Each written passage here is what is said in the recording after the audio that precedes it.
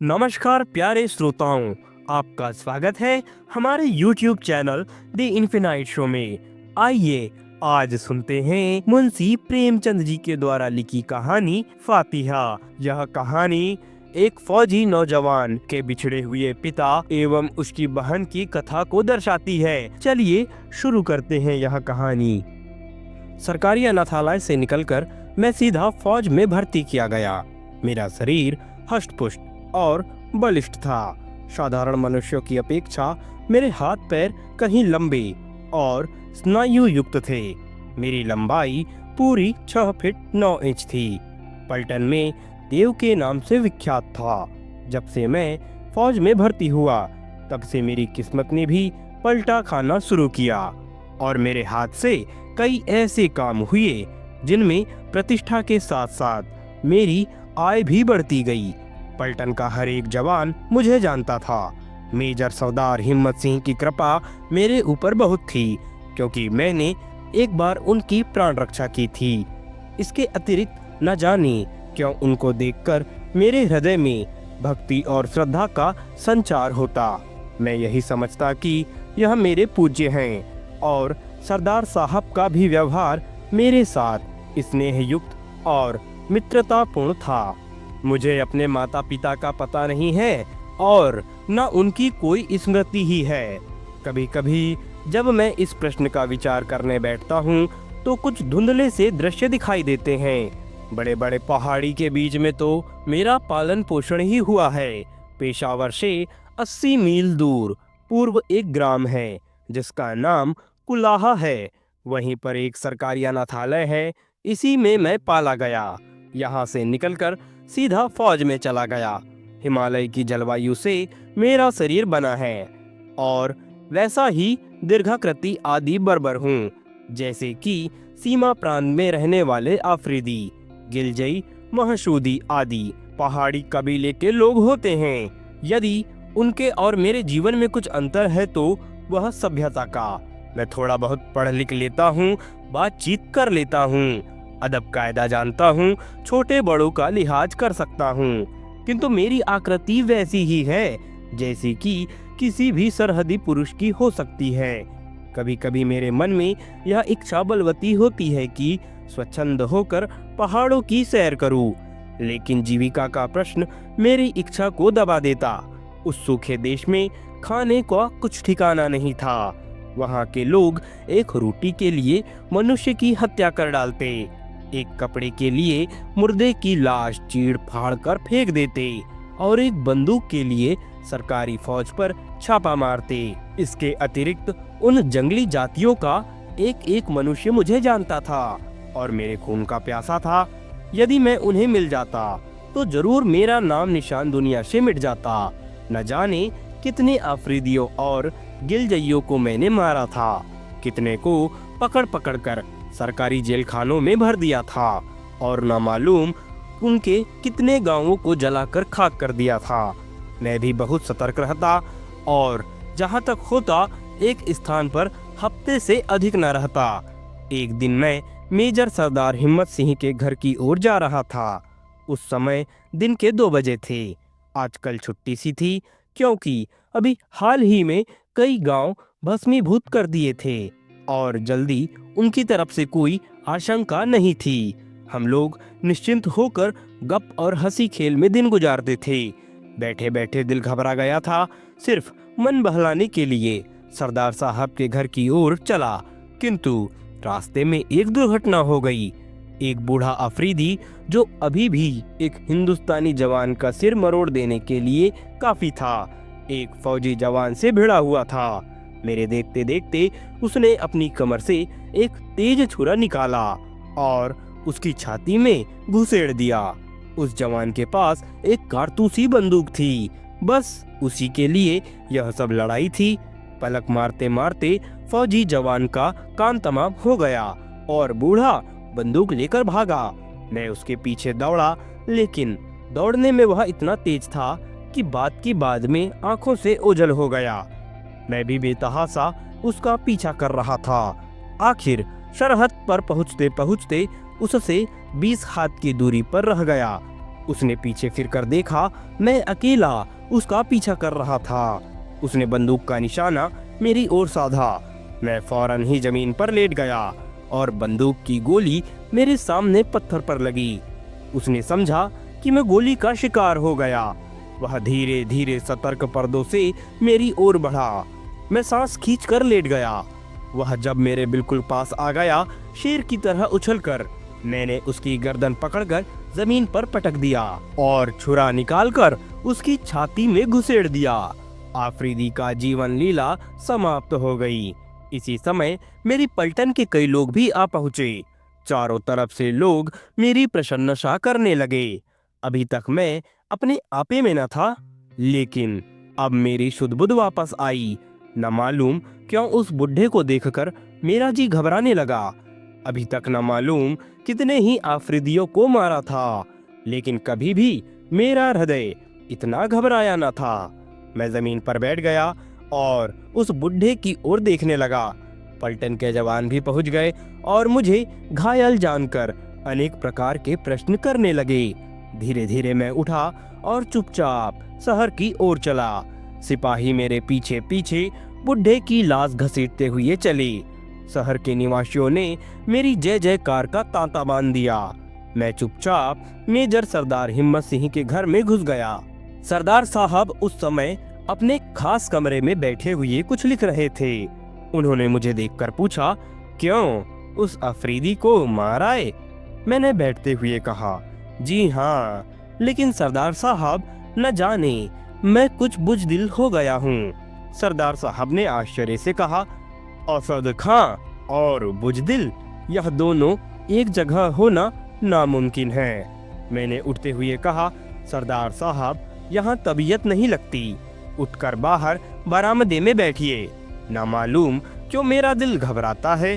सरदार साहब उठकर मेरे पास आए और स्नेह से मेरी पीठ पर हाथ फेरते हुए कहा, असद, तुम दौड़ते दौड़ते थक गए हो और कोई बात नहीं, अच्छा चलो बरामदे में बैठें, शाम की ठंडी हवा तुम्हें ताजा कर देगी। सरदार साहब और मैं दोनों बरामदे में जाकर कुर्सियां पर बैठ गए।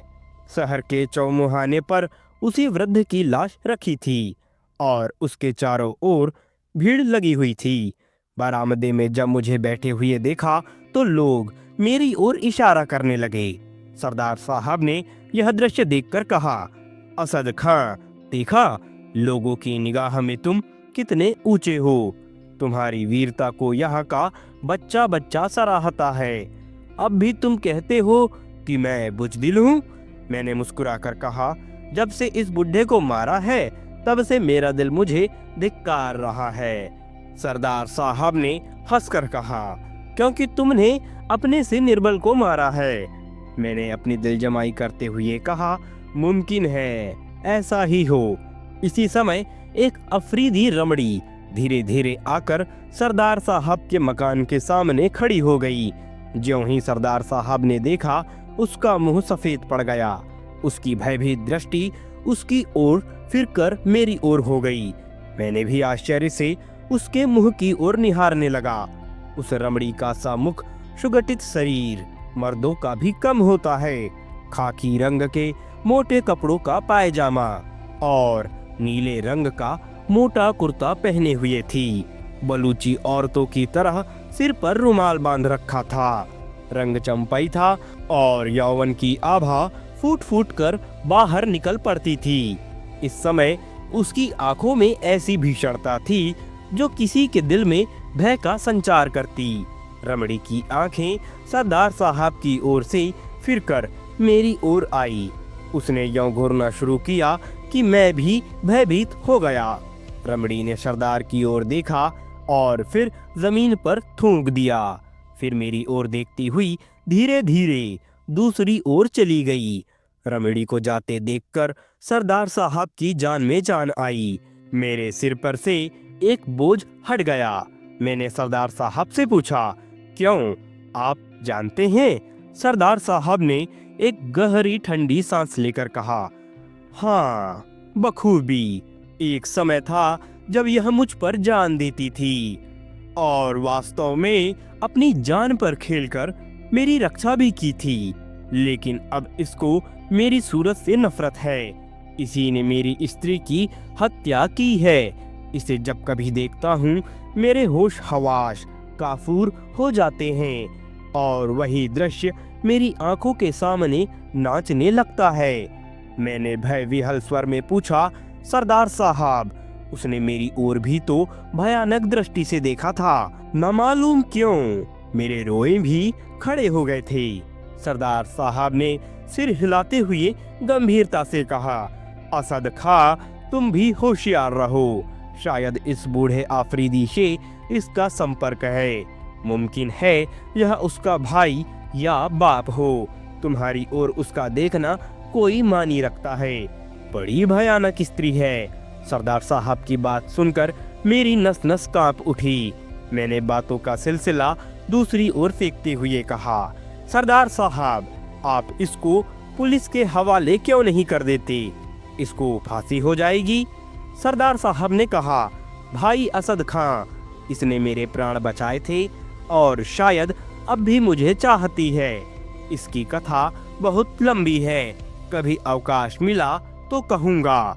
सरदार की बातों से मुझे भी कौतूहल हो रहा था। मैंने उनसे वह वृतांत सुनने के लिए आग्रह करना शुरू किया। पहले तो उन्होंने टालना चाहा, पर जब मैंने बहुत जोर दिया तो विवश होकर बोले, असद, मैं तुम्हें अपना भाई समझता हूँ, इसलिए तुमसे कोई पर्दा ना रखूंगा। लो सुनो।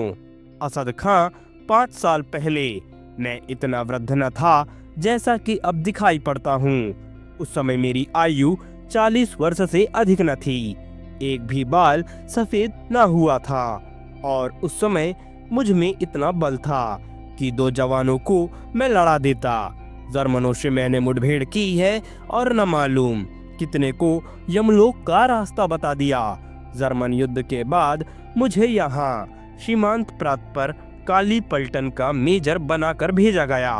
जब पहले पहल मैं यहाँ आया तो यहाँ कठिनाइयाँ सामने आई, लेकिन मैंने उनकी जरा परवाह न की और धीरे धीरे उन सब पर विजय पाई। सबसे पहले यहाँ आकर मैंने पश्तो सीखना शुरू किया। पश्तो के बाद और ज़बानें सीखी, यहाँ तक कि मैं उनको बड़ी आसानी और मुहावरों के साथ बोलने लगा। फिर इसके बाद कई आदमियों की टोलियां बनाकर देश का अंतर्भाग भी छीन डाला। इस पड़ताल में कई बार मैं मरते मरते बचा, किंतु सब कठिनाइयां झेलते हुए मैं यहाँ पर सकुशल रहने लगा। उस जमाने में मेरे हाथ से ऐसे ऐसे काम हो गए जिनसे सरकार में मेरी बड़ी नामवारी और प्रतिष्ठा भी हो गई। एक बार कर्नल हैमिल्टन की मेम साहब को मैं अकेले छुड़ा लाया था और कितने ही देशी आदमियों और औरतों के मैंने प्राण बचाए हैं। यहाँ के आने से 3 साल बाद से मेरी कहानी आरंभ होती है। एक रात को मैं अपने कैंप में लेटा हुआ था। आफरीदियों से लड़ाई हो रही थी। दिन में थके मांदे सैनिक गाफिल पड़े हुए थे। कैंप में सन्नाटा था। लेटे लेटे मुझे भी नींद आ गई। जब मेरी नींद खुली तो देखा कि छाती पर एक आफरीदी, जिसकी आयु मेरी आयु से लगभग दूनी होगी, सवार है और मेरी छाती में छुरा घुसेड़ने ही वाला है। मैं पूरी तरह से उसके अधीन था। कोई भी बचाने का उपाय न था, किंतु उस समय मैंने बड़े ही धैर्य से काम लिया और पश्तो भाषा में कहा, मुझे मारो नहीं, मैं सरकारी फौज में अफसर हूँ, मुझे पकड़ ले चलो। तुम्हारी सरकार तुमको रुपया देकर मुझे छुड़ाएगी। ईश्वर की कृपा से मेरी बात उनके मन में बैठ गई। कमर से रस्सी निकालकर मेरे हाथ पैर बांधे और फिर कंधों पर बोझ की तरह लादकर खेमे से बाहर आया। बाहर मारकाट का बाजार गर्म था। उसने एक विचित्र प्रकार से चिल्लाकर कुछ कहा और मुझे कंधे पर लादे वह जंगल की ओर भागा। यह मैं कह सकता हूँ कि उसको मेरा बोझ कुछ भी न मालूम होता था और बड़ी तेजी से भागा जा रहा था।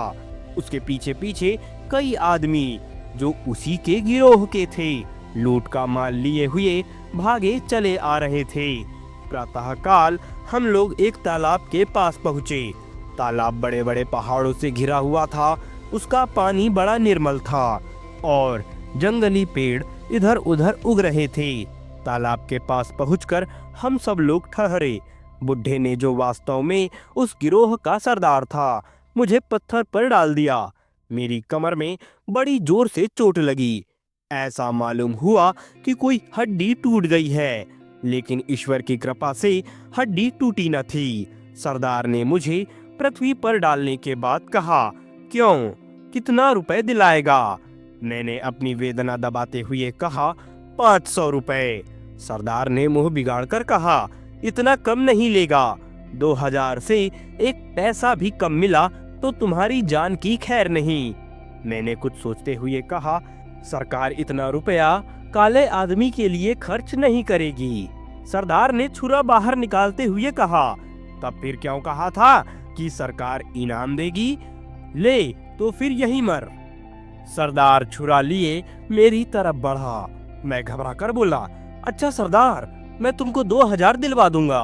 सरदार रुक गया और बड़े जोर से हंसा। उसकी हंसी की प्रतिध्वनि से निर्जीव पहाड़ों को भी कपा दिया। मैंने मन ही मन कहा, बड़ा भयानक आदमी है। गिरोह के दूसरे आदमी अपनी अपनी लूट का माल सरदार के सामने रखने लगे। उसमें कई बंदूकें, कारतूस, रोटियां और कपड़े थे। मेरी भी तलाशी ली गई। मेरे पास एक 6 फायर का तमंचा था। तमंचा पाकर सरदार उछल पड़ा और उसे फिरा फिरा कर देखने लगा। वहीं पर उसी समय हिस्सा बांटा शुरू हो गया। बराबर का हिस्सा लगा, लेकिन मेरा रिवॉल्वर उसमें शामिल नहीं किया गया। वह सरदार साहब की खास चीज थी। थोड़ी देर विश्राम करने के बाद फिर यात्रा शुरू हुई। इस बार मेरे पैर खोल दिए गए और साथ साथ चलने को कहा। मेरी आंखों पर पट्टी भी बांध दी गई ताकि मैं रास्ता ना देख सकूं। मेरे हाथ रस्सी से बंधे हुए थे और उसका एक सिरा आफरीदी के सिर में था। चलते चलते मेरे पैर दुखने लगे, लेकिन उनकी मंजिल पूरी ना हुई। सिर पर जेठ का सूरज चमक रहा था। पैर जले जा रहे थे। प्यास से गला सूखा जा रहा था, लेकिन वे बराबर चले जा रहे थे। वे आपस में बात करते जाते थे, लेकिन अब मैं उनकी एक बात भी ना समझ पाता। कभी कभी एक आध शब्द तो समझ जाता, लेकिन बहुत अंशों में मैं कुछ भी ना समझ पाता था। वे लोग इस समय अपनी विजय पर प्रसन्न थे और एक अफरीदी ने अपनी भाषा में एक गीत गाना शुरू किया। गीत बड़ा ही अच्छा था। अशद खान ने पूछा, साहब वह गीत क्या था? सरदार साहब ने कहा, उस गीत का भाव याद है। भाव यह है कि एक अफरीदी जा रहा है। उसकी स्त्री कहती है, कहाँ जा रहे हो? युवक उत्तर देता है, जाते हैं तुम्हारे लिए रोटी और कपड़ा लाने। स्त्री पूछती है, और कुछ अपने बच्चों के लिए नहीं लाओगे? युवक उत्तर देता है, बच्चों के लिए बंदूक लाऊंगा ताकि वह जब बड़ा हो तो वह भी लड़े और अपनी प्रेमिका के लिए रोटी और कपड़ा ला सके। स्त्री कहती है, यह कहो कब आओगे? युवक उत्तर देता है, आऊंगा तभी जब कुछ जीत लाऊंगा, नहीं तो वहीं मर जाऊंगा। स्त्री कहती है, शाबाश, जाओ, तुम वीर हो, तुम जरूर सफल होगे। गीत सुनकर मैं मुग्ध हो गया। गीत समाप्त होते होते हम लोग भी रुक गए। मेरी आंखें खोली गई। सामने एक बड़ा सा मैदान था और चारों ओर गुफाएं बनी हुई थी, जो उन्हीं लोगों के रहने की जगह थी। फिर मेरी तलाशी ली गई और इस दफे सब कपड़े उतरवा लिए गए। केवल पायजामा रह गया। सामने एक बड़ा सा शिलाखंड रखा हुआ था। सब लोगों ने मिलकर उसे हटाया और मुझे उसी ओर ले चले। मेरी आत्मा कांप उठी। यह तो जिंदा कब्र में डाल देंगे। मैंने बड़ी ही वेदनापूर्ण दृष्टि से सरदार की ओर देखकर कहा, सरदार, सरकार तुम्हें रुपया देगी, मुझे मारो नहीं। सरदार ने हंसकर कहा, तुम्हें मारता कौन है? कैद किया गया है, इस घर में बंद रहोगे, जब रुपया आ जाएगा छोड़ दिए जाओगे। सरदार की बात सुनकर मेरे प्राणों में प्राण आए। सरदार ने मेरी पॉकेट बुक और पेंसिल सामने रखते हुए कहा, लो इसमें लिख दो, अगर एक पैसा भी कम आया तो तुम्हारी जान की खैर नहीं। मैंने कमिश्नर साहब के नाम पर एक पत्र लिखकर दे दिया। उन लोगों ने मुझे उसी अंधकूप में डाल दिया और रस्सी खींच ली। सरदार साहब ने एक लंबी सांस ली और कहना शुरू किया, असद खां, जिस समय मैं उस कुएं में लटकाया जा रहा था, मेरी अंतरात्मा कांप रही थी। नीचे घटाघोप अंधकार की जगह हल्की चांदनी छाई हुई थी। भीतर से गुफा न बहुत छोटी और न बहुत बड़ी थी। फर्श खुरदुरा था। ऐसा मालूम होता था कि बरसों यहाँ पर पानी की धारा गिरी है और यह गड्ढा तब जाकर तैयार हुआ है। पत्थर की मोटी दीवार से वह कूप घिरा हुआ था और उसमें जहां तहां छेद थे जिनमें प्रकाश और वायु आती थी। नीचे पहुंचकर मैं अपनी दशा पर हेर फेर सोचने लगा। दिल बहुत घबराता था। काल कोठरी की यंत्रणा भोगना भी भाग्य में विधाता ने लिख दिया था।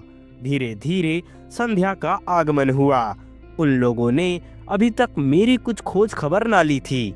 भूख से आत्मा व्याकुल हो रही थी। बार बार विधाता और अपने को कोसता। जब मनुष्य निरुपाय हो जाता है तो विधाता को कोसता है। अंत में एक बड़े छेद से 4 बड़ी बड़ी रोटियां किसी ने बाहर से फेंकी। जिस तरह एक कुत्ता अपनी रोटी के टुकड़ों पर दौड़ता है, वैसे ही मैं दौड़ा और उठाकर उस छेद की ओर देखने लगा। लेकिन फिर किसी ने कुछ न फेंका और न कुछ आदेश ही मिला। मैं बैठकर रोटियां खाने लगा। थोड़ी देर बाद उसी छेद पर एक लोहे का प्याला रख दिया गया जिसमें अब पानी भरा हुआ था। मैंने परमात्मा को धन्यवाद देकर पानी का प्याला उठाकर पिया। जब आत्मा कुछ तृप्त हुई तो मैंने कहा, थोड़ा पानी और चाहिए। इस पर दीवार की उस ओर एक भीषण हंसी की प्रतिध्वनि सुनाई दी और किसी ने खनखनाते हुए स्वर में कहा, पानी कल मिलेगा, प्याला दे दो, नहीं तो कल भी पानी नहीं मिलेगा। क्या करता, हार कर प्याला वहीं पर रख दिया। इस प्रकार कई दिन बीत गए। नित्य दोनों समय 4 रोटियां और एक प्याला पानी मिल जाता था। धीरे धीरे मैं भी इस शुष्क जीवन का आदी हो गया। निर्जनता अब उतनी न खलती।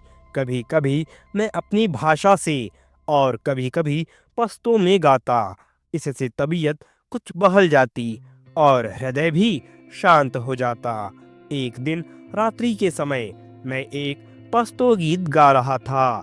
मजनू झुलसाने वाले बगुले से कह रहा था, तुम में क्या वह हरारत नहीं है जो कफिसलों को जलाकर खाक कर देती है? आखिर वह गर्मी मुझे क्यों नहीं जलाती? क्या इसलिए कि मेरे अंदर खुद एक ज्वाला भरी हुई है? देखो, जब लैला ढूंढती हुई यहाँ आवे तो मेरा शरीर बालू से ढक देना, नहीं तो शीशे की तरह लैला का दिल टूट जाएगा। मैंने गाना बंद कर दिया। उसी समय छेद से किसी ने कहा, कैदी फिर तो गाओ। मैं चौंक पड़ा। कुछ खुशी भी हुई, कुछ आश्चर्य भी। पूछा, तुम कौन हो? उसी छेद से उत्तर मिला, मैं हूँ तूरिया सरदार की लड़की। मैंने पूछा, क्या तुमको यह गाना पसंद है? तूरिया ने उत्तर दिया, हाँ कैदी, गाओ, मैं फिर सुनना चाहती हूँ। मैं हर्ष से गाने लगा। गीत समाप्त होने पर तूरिया ने कहा, तुम रोज यही गीत मुझे सुनाया करो, इसके बदले में मैं तुमको और रोटियां और पानी दूंगी। तूरिया चली गई। इसके बाद मैं सदा रात के समय वही गीत गाता और तूरिया सदा दीवार के पास आकर सुनती। मेरे मनोरंजन का एक मार्ग निकल आया। धीरे धीरे 1 मास बीत गया, पर किसी ने अभी तक मेरे छुड़ाने के लिए रुपया ना भेजा। ज्यों-ज्यों दिन बीतते चले, मैं अपने जीवन से निराश होता जाता।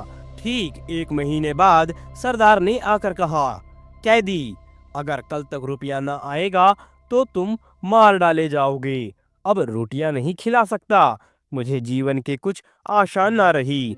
उस दिन न मुझसे खाया गया और न कुछ पिया ही गया। रात हुई, फिर रोटियां फेंक दी गई, लेकिन खाने की इच्छा नहीं हुई। निश्चित समय पर तुरिया ने आकर कहा, कैदी, गाना गाओ। उस दिन मुझे कुछ अच्छा ना लगता था। मैं चुप रहा। तुरिया ने फिर कहा, कैदी, क्या सो गया? मैंने बड़े ही मलिन स्वर में कहा, नहीं, आज सोकर क्या करूं? कल सोऊंगा कि फिर जागना ना पड़ेगा। तुरिया ने प्रश्न किया, क्यों? क्या सरकार रुपया ना भेजेगी? मैंने उत्तर दिया, भेजेगी तो, लेकिन कल तो मैं मार डाला जाऊंगा। मेरे मरने के बाद रुपया आया भी तो मेरे किस काम का? तुरिया ने सांत्वनापूर्ण स्वर में कहा, अच्छा, तुम गाओ, मैं कल तुम्हें मरने ना दूंगी। मैंने गाना शुरू किया। जाते समय तुरिया ने पूछा, कैदी, तुम कटघरे में रहना पसंद करते हो? मैंने सहर्ष उत्तर दिया, हाँ, किसी तरह इस नरक से तो छुटकारा मिले। तुरिया ने कहा, अच्छा, कल मैं अब्बा से कहूंगी। दूसरे ही दिन मुझे अंधकूप से बाहर निकाला गया। मेरे दोनों पैर दो मोटी शाह तीरों के छेदों में बंद कर दिए गए थे और वह काट की सी कीलों के प्राकृतिक खड्डों में धंसे हुए थे। सरदार ने मेरे पास आकर कहा, कैदी, 15 दिन की अवधि और दी जाती है। इसके बाद तुम्हारी गर्दन तन से अलग कर दी जाएगी। आज दूसरा खत अपने घर को भेजो। अगर ईद तक रुपया न आया तो तुम्ही को हलाल किया जाएगा। मैंने दूसरा पत्र लिखकर दे दिया। सरदार के जाने के बाद तुरिया आई। यह वही रमणी थी जो अभी आई है। यही उस सरदार की लड़की थी। यही मेरा गाना सुनती थी और इसी ने सिफारिश करके मेरी जान बचाई थी। तुरिया ने आकर मुझे देखने लगी। मैं भी उसकी ओर देखने लगा। तुरिया ने पूछा, कैदी, तुम्हारे घर में कौन कौन है? मैंने बड़े ही कातर स्वर में कहा, 2 छोटे छोटे बालक और कोई नहीं। मुझे मालूम था कि आफरीदी बच्चों को बहुत प्यार करते हैं। तुरिया ने पूछा, उनकी माँ नहीं है? मैंने केवल दया उपजाने के लिए कहा, नहीं, उनकी माँ मर गई है। वे अकेले हैं, मालूम नहीं जीते हैं या मर गए, क्योंकि मेरे सिवाय उनकी देखरेख करने वाला कोई न था। कहते कहते मेरे आंखों में आंसू भर आए। तुरिया की आंखें सूजी ना रही। तुरिया ने अपना आवेग संभालते हुए कहा, तो तुम्हारे कोई नहीं है? बच्चे अकेले हैं, बहुत रोते होंगे। मैंने मन ही मन प्रसन्न होते हुए कहा, हाँ, रोते जरूर होंगे। कौन जानता है, शायद मर भी गए हों। तुरिया ने बात काट कर कहा, नहीं, अभी मरे न होंगे। अच्छा, तुम रहते कहाँ हो? मैं जाकर पता लगा आऊंगी। मैंने अपने घर का पता बता दिया। उसने कहा, उस जगह तो मैं कई बार हो आई हूँ। बाजार से सौदा लेने मैं अक्सर जाती हूँ। अब जाऊंगी तो तुम्हारे बच्चों की खबर भी लाऊंगी। मैंने शंकित हृदय से पूछा, कब जाओगी? उसने कुछ सोचकर कहा, उस जुमेरात को जाऊंगी। अच्छा, तुम वही गीत गाओ। मैंने आज बड़ी उमंग और उत्साह से गाना शुरू किया। मैंने आज देखा कि उसका असर तुरिया पर कैसा पड़ता है।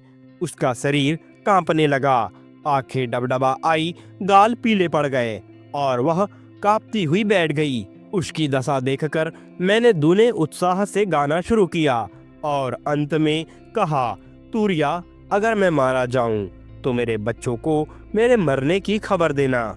मेरी बात का पूरा असर पड़ा। तुरिया ने भर्राए हुए स्वर में कहा, कैदी, तुम मरोगे नहीं। मैं तुम्हारे बच्चों के लिए तुम्हें छोड़ दूंगी। मैंने निराश होकर कहा, तुरिया, तुम्हारे छोड़ देने से भी मैं बच नहीं सकता। इस जंगल में मैं भटक भटक कर मर जाऊंगा और फिर तुम पर भी तो मुसीबत आ सकती है। अपनी जान के लिए तुमको मुसीबत में ना डालूंगा। तुरिया ने कहा, मेरे लिए तुम चिंता ना करो, मेरे ऊपर कोई शक न करेगा। मैं सरदार की लड़की हूँ, जो कहूँगी वही सब मान लेंगे। लेकिन क्या तुम जाकर रुपया भेज दोगे? मैंने प्रसन्न होकर कहा, हाँ तुरिया, मैं रुपया भेज दूंगा। तुरिया ने जाते हुए कहा, तो मैं भी तुम्हें छुटकारा दिला दूंगी। इस घटना के बाद तूरिया सदैव मेरे बच्चों के संबंध में बातें करती। असद खां, सचमुच इन अफरीदियों को बच्चे बहुत प्यारे होते हैं। विधाता ने यदि उन्हें बर्बर हिंसक पशु बनाया है तो मनुष्योचित प्रकृति से वंचित भी नहीं रखा है। आखिर जुमेरात आई और अभी तक सरदार वापस न आया, न कोई उस गिरोह का आदमी ही वापस आया। उस दिन संध्या समय तूरिया ने आकर कहा, कैदी अब मैं नहीं जा सकती क्योंकि मेरा पिता अभी तक नहीं आया। यदि कल भी ना आया तो मैं तुम्हें रात को छोड़ दूंगी। तुम अपने बच्चों के पास जाना, लेकिन देखो रुपया भेजना ना भूलना। मैं तुम पर विश्वास करती हूँ। मैंने उस दिन बड़े उत्साह से गाना गाया। आधी रात तक तुरिया सुनती रही, फिर सोने चली गई। मैं भी ईश्वर से मनाता रहा कि कल और सरदार ना आए। काठ में बंधे बंधे मेरा पैर बिल्कुल निकम्मा हो गया था। तमाम शरीर दुख रहा था। इससे तो मैं काल कोठरी से ही अच्छा था, क्योंकि वहाँ हाथ पैर तो हिला डुला सकता था। दूसरे दिन भी गिरोह वापस न आया। उस दिन तूरिया बहुत चिंतित थी। शाम को आकर तूरिया ने मेरे पैर खोलकर कहा, कैदी अब तुम जाओ, चलो मैं तुम्हें थोड़ी दूर पहुंचा दूं। थोड़ी देर तक मैं अवश्य लेटा रहा। धीरे धीरे पैर मेरे ठीक हुए और ईश्वर को धन्यवाद देता हुआ मैं तूरिया के साथ चल दिया। तूरिया को प्रसन्न करने के लिए मैं रास्ते भर गीत गाता रहा। तूरिया बार बार सुनती और बार बार रोती। आधी रात के करीब मैं तालाब के पास पहुंचा। वहां पहुंचकर तूरिया ने कहा, सीधे चले जाओ, तुम पेशावर पहुंच जाओगे। देखो होशियारी से जाना, नहीं तो कोई तुम्हें अपनी गोली का शिकार बना डालेगा। यह लो तुम्हारे कपड़े हैं, लेकिन रुपया जरूर भेज देना। तुम्हारी जमानत मैं लूंगी। अगर रुपया ना आया तो मेरे भी प्राण जाएंगे और तुम्हारे भी। अगर रुपया आ जाएगा तो कोई भी आफरीदी तुम पर हाथ ना उठावेगा, चाहे तुम किसी को मार भी डालो। जाओ, तुम्हारी ईश्वर रक्षा करे और तुमको अपने बच्चों से मिलाए। तूरिया फिर ठहरी नहीं, गुनगुनाती हुई लौट पड़ी। रात दोपहर बीत चुकी थी। चारों ओर भयानक निस्तब्धता छाई हुई थी, लेकिन वायु साए साए करती हुई बह रही थी। आकाश के बीचों बीच चंद्रमा अपनी 16 कलाओं से चमक रहा था। तालाब के तट पर रुकना सुरक्षित न था। मैं धीरे धीरे दक्षिण की ओर बढ़ा। बार बार चारों ओर देखता जाता था। ईश्वर की कृपा से प्रातःकाल होते होते मैं पेशावर की सरहद पर पहुंच गया। सरहद पर सिपाहियों का पहरा था। मुझे देखते ही तमाम फौज भर में हलचल मच गई। सभी लोग मुझे मरा समझते हुए थे। जीता जागता लौटा हुआ देखकर सभी प्रसन्न हो गए। कर्नल हैमिल्टन साहब भी समाचार पाकर उसी समय मिलने आए और सब हाल पूछकर कहा, मेजर साहब, मैं आपको मरा हुआ समझता था। मेरे पास तुम्हारे 2 पत्र आए थे, लेकिन मुझे स्वप्न में भी विश्वास ना हुआ था कि ये तुम्हारे लिखे हुए हैं। मैं तो उन्हें जाली समझता था। ईश्वर को धन्यवाद है कि तुम जीते बचकर आ गए। मैंने कर्नल साहब को धन्यवाद दिया और मन ही मन कहा, काले आदमी का लिखा हुआ जाली था, और कहीं अगर गोरा आदमी लिखता तो 2 की कौन कहे। 4000 रुपया पहुंच जाता। कितने ही गांव जला दिए जाते और न जाने क्या क्या होता। मैं चुपचाप अपने घर आया। बाल बच्चों को पाकर आत्मा संतुष्ट हुई। उसी दिन एक विश्वासी अनुचर के द्वारा 2000 रुपए तुरिया के पास भेज दिया। सरदार ने एक ठंडी सांस लेकर कहा, असद खां, अभी मेरी कहानी समाप्त नहीं हुई। अभी तो दुखांत भाग अवशेष ही है। यहाँ आकर मैं धीरे धीरे अपनी सब मुसीबतें भूल गया, लेकिन तूरिया को भूल न सका। तूरिया की कृपा से ही मैं अपनी स्त्री और बच्चों से मिल पाया था। यही नहीं, जीवन भी पाया था। फिर भला मैं उसे कैसे भूल जाता। महीनों और सालों बीत गए। मैंने तूरिया को और न उसके बाप को ही कहीं देखा। तूरिया ने आने के लिए कहा भी, लेकिन वह आई नहीं। वहां से आकर मैंने अपनी स्त्री को उसके मायके भेज दिया था, क्योंकि ख्याल था कि शायद तुरिया आए तो फिर मैं झूठा बनूंगा। लेकिन जब 3 साल बीत गए और तुरिया ना आई तो मैं निश्चिंत हो गया और स्त्री को मायके से बुला लिया। हम लोग सुखद पूर्वक दिन काट रहे थे। फिर अचानक दुर्दशा की घड़ी आई। एक दिन संध्या के समय इसी बरामदे में बैठा हुआ अपनी स्त्री से बातें कर रहा था।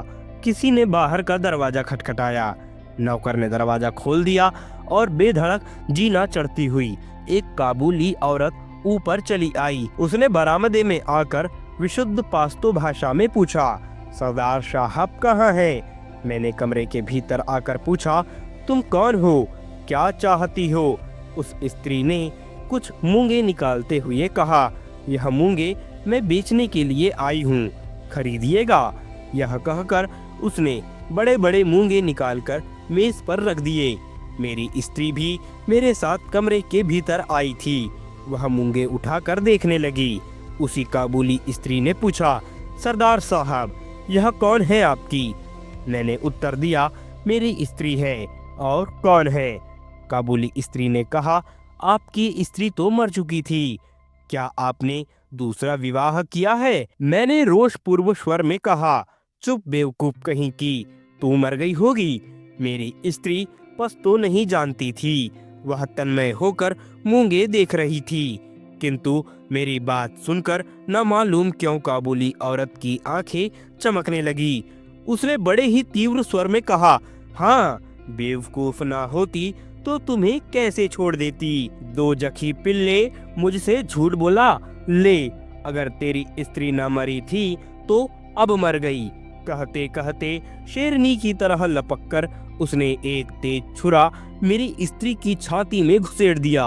मैं उसे रोकने के लिए आगे बढ़ा, लेकिन वह कूदकर आंगन में चली गई और बोली, अब पहचान ले, मैं तुरिया हूँ। मैं आज तेरे घर में रहने के लिए आई थी। मैं तुझसे विवाह करना चाहती थी और तेरी होकर रहती। तेरे लिए मैंने बाप का घर सब कुछ छोड़ दिया था, लेकिन तू झूठा है, मक्कार है। तू अब अपनी बीवी के नाम को रो, मैं आज से तेरे नाम को रोऊंगी। यह कहकर वह तेजी से नीचे चली गई। अब मैं अपनी स्त्री के पास पहुंचा। छुरा ठीक हृदय में लगा था। एक ही बार में उसका काम तमाम कर दिया था। डॉक्टर बुलवाया, लेकिन वह मर चुकी थी। कहते कहते सरदार की आंखों में आंसू भर आए। उन्होंने अपनी भीगी हुई आंखों को पोंछकर कहा, असद खां, मुझे स्वप्न में भी अनुमान न था कि तुरिया इतनी पिशाच हृदय हो सकेगी। अगर मैं पहले उसे पहचान लेता तो यह आफत न आने पाती, लेकिन कमरे में अंधकार था और इसके अतिरिक्त मैं उसकी ओर से निराश हो चुका था। तब से फिर कभी तुरिया नहीं आई।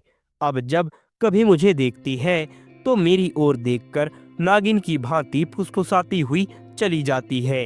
इसे देखकर मेरा हृदय कांपने लगता है और मैं अवश हो जाता हूँ। कई बार कोशिश की कि मैं इसे पकड़वा दूं, लेकिन उसे देखकर मैं बिल्कुल निकम्मा हो जाता हूँ। हाथ पैर बेकाबू हो जाते हैं, मेरी सारी वीरता हवा हो जाती है।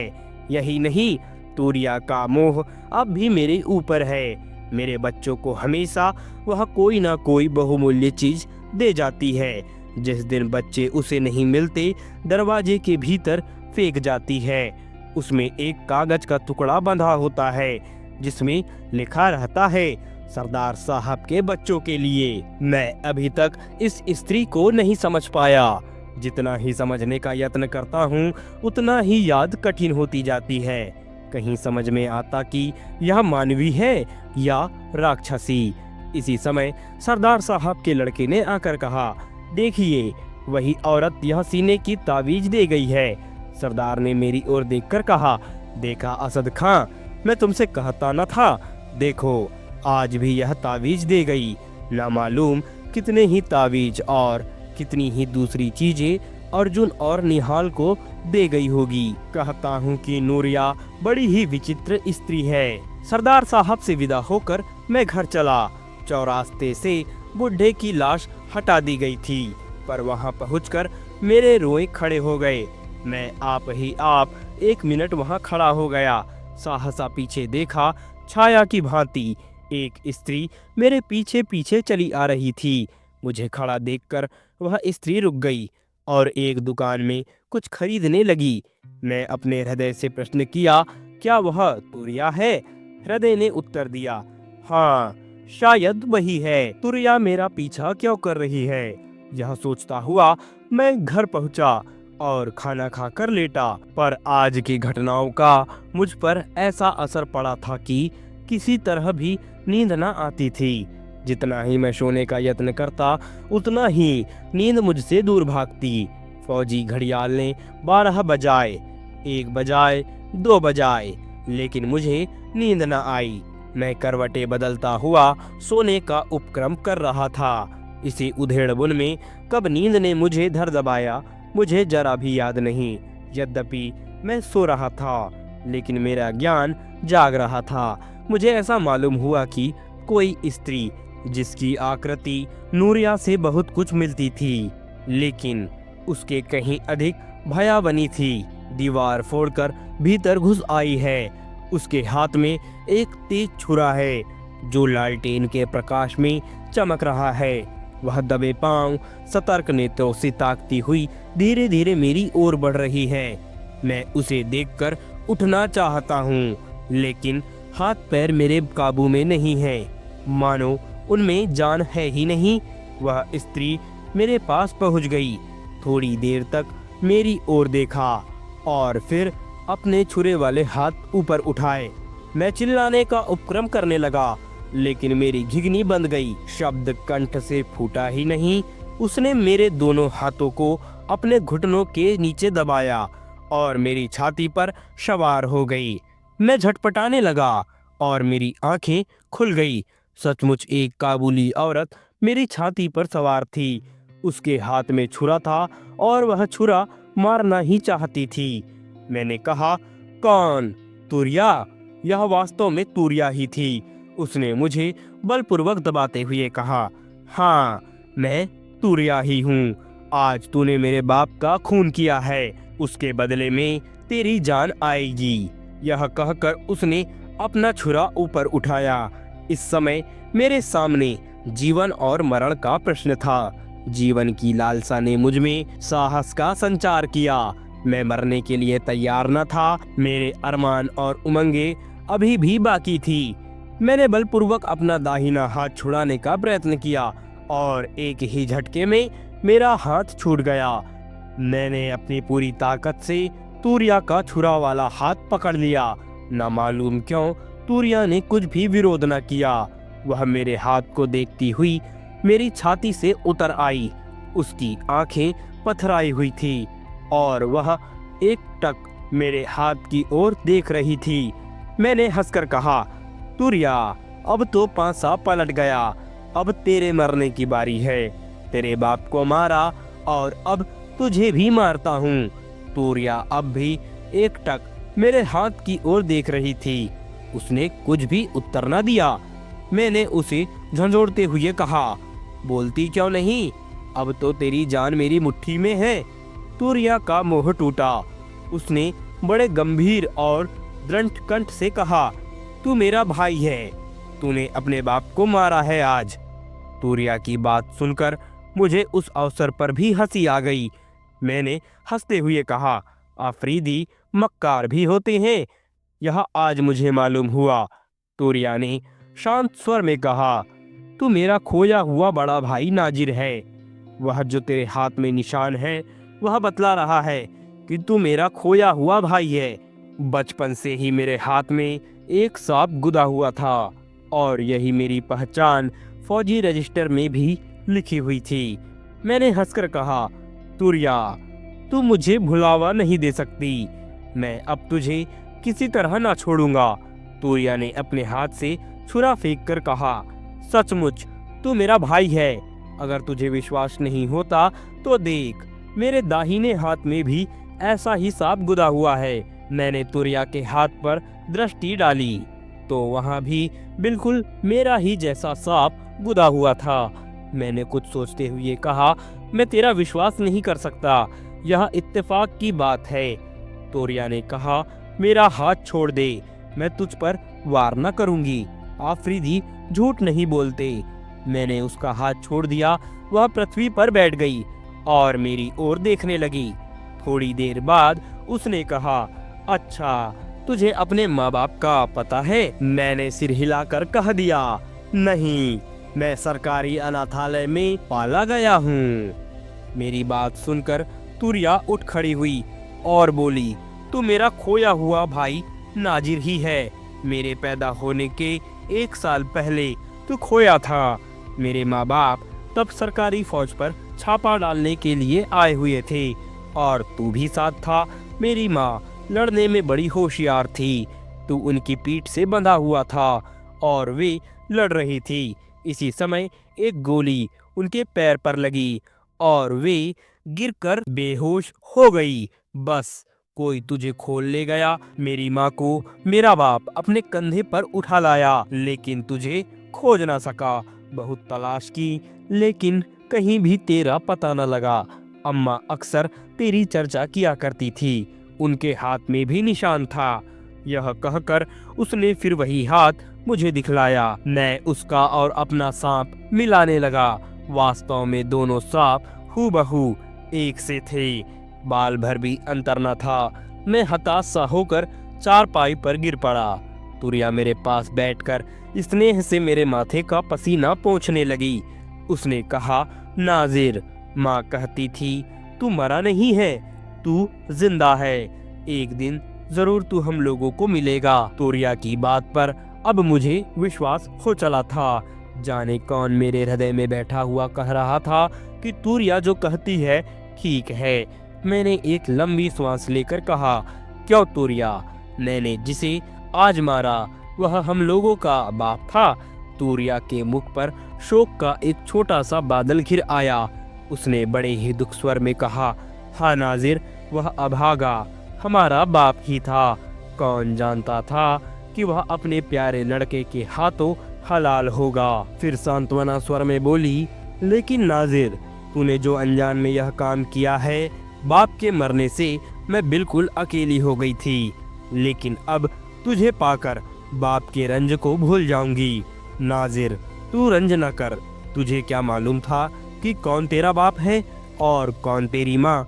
देख, मैं ही तुझे मारने के लिए आई थी, तुझे मार डालती, लेकिन खुदा की मेहरबानी से मैंने अपना खानदानी निशान देख लिया। खुदा की ऐसी ही मर्जी थी। तोरिया से मालूम हुआ कि मेरे बाप का नाम हैदर खां था, जो आफरीदियों के एक गिरोह का सरदार था। मैंने सरदार हिम्मत सिंह के संबंध में भी तुरिया से बातें की तो मालूम हुआ कि तुरिया सरदार साहब को प्यार करने लगी थी। वह हमारे बाप से लड़ भिड़कर सरदार साहब से निकाह करने आई थी, लेकिन वहाँ इनकी स्त्री को पाकर वह ईर्ष्या और क्रोध से पागल हो गई और उसने उसकी स्त्री की हत्या कर डाली। काबुली औरत के वेश में जाकर वह कुछ मजाक करना चाहती थी, लेकिन घटना चक्र उसे दूसरी ओर ले गया। मैंने सरदार साहब की दशा का वर्णन किया। सुनकर वह कुछ सोचती रही और फिर कहा, नहीं, वह आदमी झूठा और दगाबाज है। मैं उससे निगाह नहीं करूंगी, लेकिन तेरी खातिर अब सब भूल जाऊंगी। कल उनके बच्चों को ले आना, मैं प्यार करूंगी। प्रातःकाल तुरिया को देखकर मेरा नौकर आश्चर्य करने लगा। मैंने उससे कहा, यह मेरी बहन है। नौकर को मेरी बात पर विश्वास न हुआ।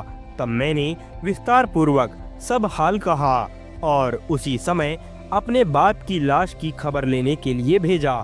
नौकर ने आकर कहा, लाश अभी तक थाने में रखी हुई है। मैंने बड़े साहब के नाम एक पत्र लिखकर सब हाल बता दिया और लाश पाने के लिए दरख्वास्त की। उसी समय साहब के यहाँ से स्वीकृति आ गई।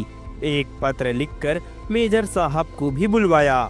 मेजर साहब ने आकर कहा, क्या बात है असद, इतनी जल्दी आने के लिए क्यों लिखा? मैंने हंसते हुए कहा, साहब, मेरा नाम अब असद नहीं रहा, मेरा असली नाम है नाजिर। मेजर साहब ने साश्चर्य मेरी ओर देखते हुए कहा, रात भर में तुम पागल तो नहीं हो गए? मैंने हंसते हुए कहा, सरदार साहब अभी और सुनिए, नूरिया मेरी सगी बहन है और जिसे मैंने कल मारा वह मेरा बाप था। सरदार साहब मेरी बात सुनकर मानो आकाश से गिर पड़े। उनकी आंखें कपाल पर चढ़ गई। उन्होंने कहा, क्यों असद, तुम मुझे पागल कर डालोगे? मैंने सरदार साहब का हाथ पकड़कर कहा, आइए टूरिया के मुंह से ही सब हाल सुन लीजिए। टूरिया मेरे यहाँ बैठी हुई आपकी प्रतीक्षा कर रही है। सरदार साहब सकते की हालत में मेरे पीछे पीछे चली। टूरिया उन्हें आते देखकर खड़ी हुई और हंसती हुई बोली, कैदी तुम वही गीत फिर गाओ। टूरिया की बात सुनकर मैं और सरदार साहब भी हंसने लगे। सरदार साहब को बिठाकर मैंने विस्तार पूर्वक सब हाल कहा। कहानी सुनकर सरदार साहब ने मुझसे कहा, नाजिर अब तुम्हें नाजिर ही कहूँगा। नूरिया को मैं तुमसे मांगता हूँ, मैं इसके साथ विवाह करूँगा। मैंने हंसकर कहा, लेकिन आप हिंदू हैं और हम लोग मुसलमान। सरदार साहब ने हंसकर कहा, पलटनियों की कोई जाति पाति नहीं होती। नूरिया ने उसी समय कहा, लेकिन सरदार मैं तुमसे विवाह नहीं करूँगी। हाँ, अगर तुम अपने दोनों बच्चों को मेरे पास भेज दो तो मैं उनकी माँ बन जाऊंगी। सरदार साहब हंसते हुए विदा हुए। उसी दिन शाम को हमने सरदार साहब, नूरिया और दूसरे पलटनियों के साथ जाकर अपने बाप की लाश दफनाई। सूरज डूब रहा था, धीरे धीरे अंधेरा हो रहा था और हम दोनों, टूरिया और मैं, अपने बाप के कब्र पर फातिहा पढ़ रहे थे। जी हाँ दोस्तों, अंत होता है इस दिलचस्प कहानी का। इस कहानी को लिखने वाले लेखक मुंशी प्रेमचंद जी। जी हाँ दोस्तों, यह कहानी बहुत ही संवेदनशील एवं विचारात्मक कहानी है। अगर आपको यह कहानी पसंद आती है तो हमारे YouTube चैनल को सब्सक्राइब जरूर करें, हमारे वीडियोस को लाइक करें और अपने दोस्तों के साथ यह कहानी साझा करना ना भूलें। हम जल्द ही मिलेंगे एक नए दिन नई कहानी के साथ। हमें दीजिए इजाजत। नमस्कार।